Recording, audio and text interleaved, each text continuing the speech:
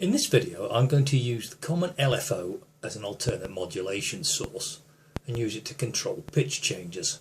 So what's an LFO and what is the common LFO? LFO is short for low frequency oscillator.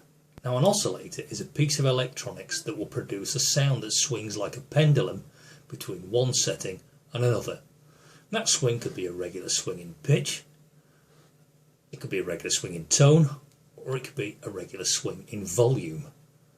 When a signal swings between the two fixed points, it is oscillating. How frequently it oscillates is known as its frequency. And the number of swings or cycles per second is measured in hertz. So a 440 hertz signal is a signal that swings 440 times per second, and that's concert pitch A. A note that swings at 880 cycles per second, or swings per second, is an octave above. So you can see the relationship between the frequency of these oscillations and the pitch. That's an oscillator, and an LFO is simply a piece of electronics that produces low frequency or very slow oscillating sounds that swing between 2 points. And it can be used to produce a number of different effects, such as vibrato, panning, regular swings in volume or tremolo, and regular tone changes like a wah-wah effect, for example. If we can use an LFO as an AMS source, we can get other settings to move in sync with the swinging of the LFO between its widest settings and get them to do so at the same speed. Vibrato is an obvious example of a sound that swings evenly back and forth between two pitches, oscillating in pitch. So we could have a sound with vibrato and get it to change in volume and tone in time with the swinging of the LFO where we play a note, for example. If you've watched my earlier videos, you'll know that the Kross has two sample-based sound sources that it calls oscillators, and these are used to create its basic sounds. The output of both of these oscillators can be fed into their own separate low-frequency oscillators. Each oscillator has two LFOs, and the result can be manipulated further by combining the output signals through yet another LFO, which is common to both and hence referred to by Korg as the common LFO. I've used the Unison square lead preset again, pressed the menu button and scrolled down to the P pitch page again. I've tabbed down to the AMS setting and changed the amount in the AMS setting to +12 again, but this time I've set the AMS source to common LFO.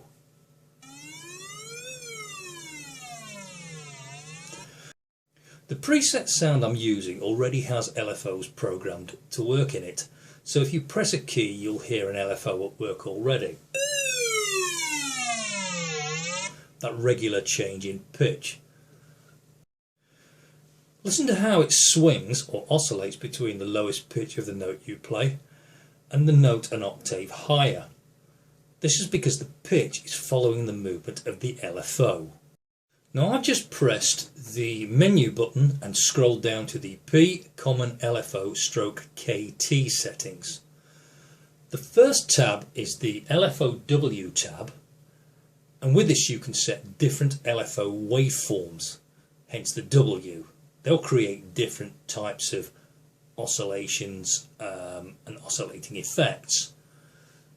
But before we're going to go anywhere near that, let's go to the LFOF tab, which is next to it, by tabbing across using the page plus keys.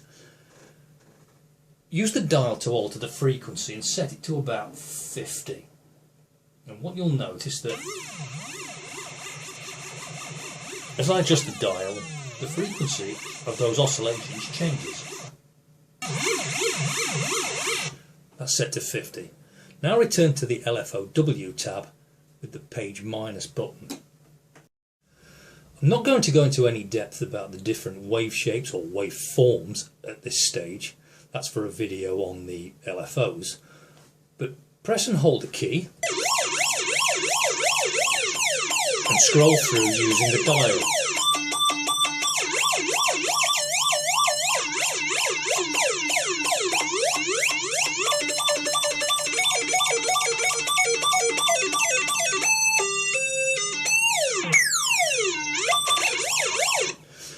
can see the different waveforms having different effects on that sounds. They're still creating oscillations, but they're creating different forms of oscillations.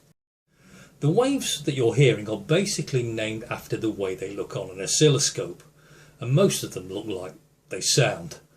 The sine wave flows neatly, for example, whereas the square wave works almost like an on-off switch, causing pulsing rather than flowing changes to the pitch of our note.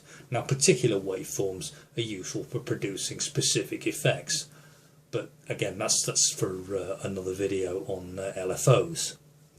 To see what the different waveforms can do, try setting the frequency at 91 on the LFO F tab. Set the LFOW, the wave, to random sample and hold, or random SH number 1.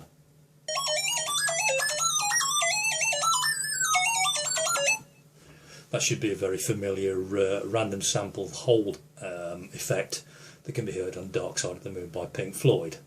This is a video about AMS, so I'm not going to go into the rest of the settings for the LFO, other than to mention the AMS setting, which you can see on there, which is presently set to off, and the reset LFO setting, which is also set to off. I've set the AMS reset to tempo, and I've set the frequency of the oscillator to 51, and I've used the square wave to create a pulsing sound.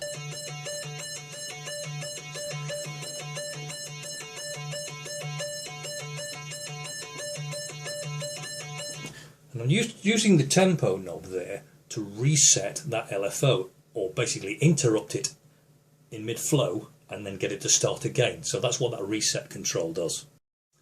You'll notice that the AMS shape setting option is greyed out. This is because the parameter cannot be used with a square wave or with some of the random wave settings. The shape settings can smooth out changes between oscillations, so a triangle, which is a fairly abrupt shape, can be smoothed out into something a little bit more like a sine wave, which is a lot smoother. Now, the square wave is meant to create really abrupt changes, so Korg figure, why would you want to shape it? I've just set the wave to step saw 4 and the AMS source to pedal 04. Press a note and you'll hear the regular move of the step wave. I've set the pedal intensity to 99, and as I introduce the pedal, you'll see that the shaping of the wave is being created by the pedal.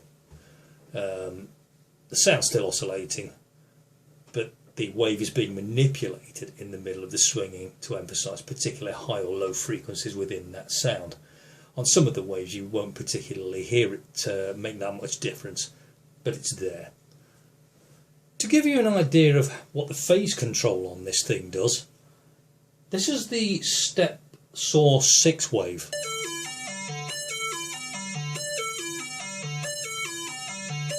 You can hear how it's starting from that highest pitch point and working its way down. What I'm going to do is I'm going to change the phase.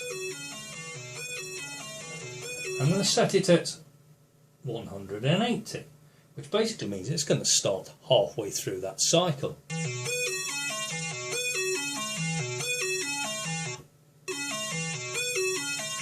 So it's not starting through at the same point every time. So it's still going through the same cycle, but it's starting at a different point in that cycle. To show you what the offset control is doing, I'm going to use the guitar because it's very difficult to actually hear what it's doing quite clearly on the keyboard. But I've got a guitar. I'm causing an oscillation. Now if I play like that, I'm offsetting the start of the oscillation, and that is all the offset control is doing. You need to listen to it quite carefully and adjust the settings, but basically it's creating a period where nothing happens other than the playing of the note, and then bringing the oscillation in slightly later.